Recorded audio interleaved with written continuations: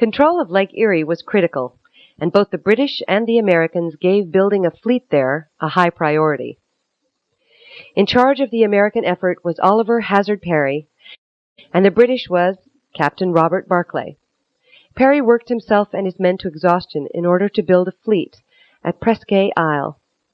Part of the American fleet was at Black Rock, and one of Perry's first tasks was to unite the two fleets. The American fleet managed to sneak out of Black Rock and make it past the British fleet to Presque Bay. Barclay wanted to attack American forces at Presque Bay, but felt that his forces were not sufficient to do so.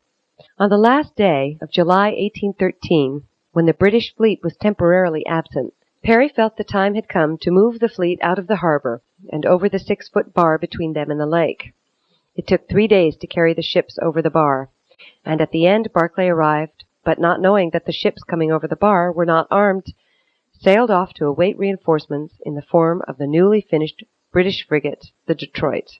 After stripping a nearby fort of its armaments, Barclay was able to move his fleet, consisting of 6 ships.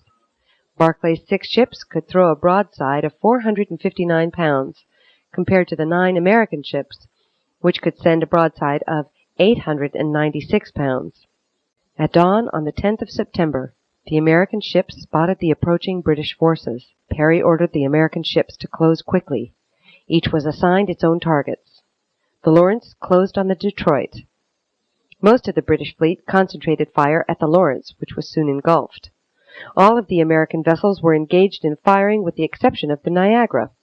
Finally, Perry abandoned the Lawrence and transferred to the Niagara. He then ordered the schooners forward to fire on the British vessels, while at the same time taking the Niagara right into the middle of the British line.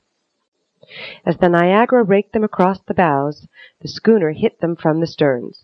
By now, every British commander and deputy was either dead or wounded.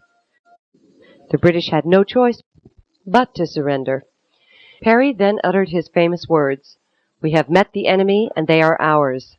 Lake Erie was now an American lake.